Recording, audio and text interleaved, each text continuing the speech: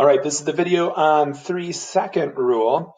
And this is a new rule, so some of your parents might not understand this. They may talk about being car lengths apart.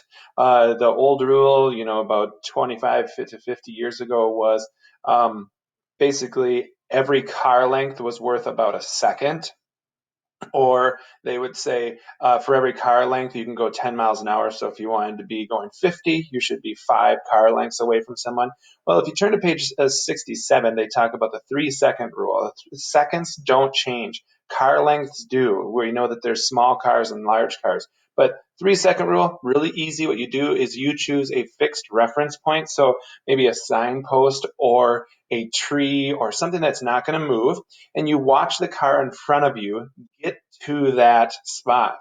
And if that car does, you start counting at a pace of 1,000, 2, 1,000, 3, 1,000. If you can get done with 3, 1,000 and you have not passed the same spot where that car in front of you passed, then you know you're a safe distance. If you're not counting that far, if you're a 1 or a 2, then obviously lift your foot slightly. You won't necessarily brake. You'll just kind of slow down. You'll open that gap up, and then you can go back to your normal speed once you've opened that gap up, because you probably won't catch the car in front of you unless they're going slower than you. Now, if road conditions are poor or if things aren't ideal, obviously you want to kind of stretch that out. Add 5, maybe make it 4 or 5 seconds. Now, for you, when you're first starting out driving, you are not going to be the ideal situation. You're a young, new driver, so you're going to want to extend out your distance as well. With this, there's also a thing called stop tailgating. Tailgating on the road is when you're following too closely. You can also tailgate somebody at a stop sign or a stop light. This is something that many of people see out their front window over their hood. This is very, very close at a stoplight. You might think, well, there's nothing wrong. We're not, we're sitting too close, but who cares? We're stopped. The problem is somebody could hit you. And if they hit you, they can knock you forward. This is better, but this is the best. The rule you want to know about being behind somebody at a stoplight or anytime you're stopped is you want to be able to see their back tires touch the road. So you can kind of see our little, our mouse here showing on the bottom. See the back tires touch the road. That's your rule. That makes it so you're far enough apart. And being in Minnesota, we are going to have slippery roads every now and then. So you might slide into somebody or be slid into and then knocked into the car in front of you. Also, with all of this, speed does play a factor. And speed is one of those deceptive things. People think that by going faster, they're going to get somewhere sooner. And yes, you do, but not as much as you think.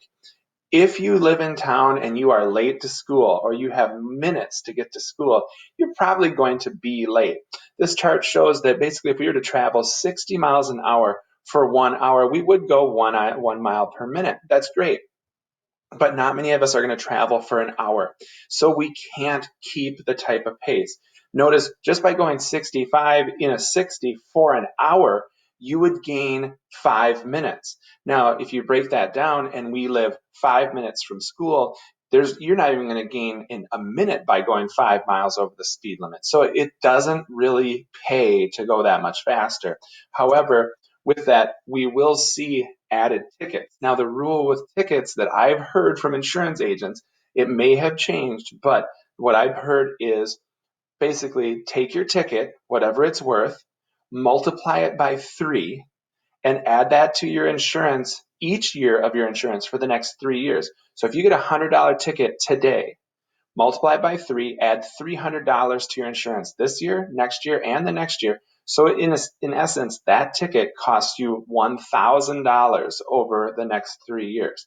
I know it doesn't seem like a big deal or it's all spread out, but I don't know, $1,000 over 3 years is still kind of a big deal to me. Again, that's a rule of thumb. It's not necessarily the only way. I know it's a little bit different as time goes along. And if you are going 3 digits, speed limits, you are losing your license if you're pulled over doing that. So make sure you're staying safe and staying slow.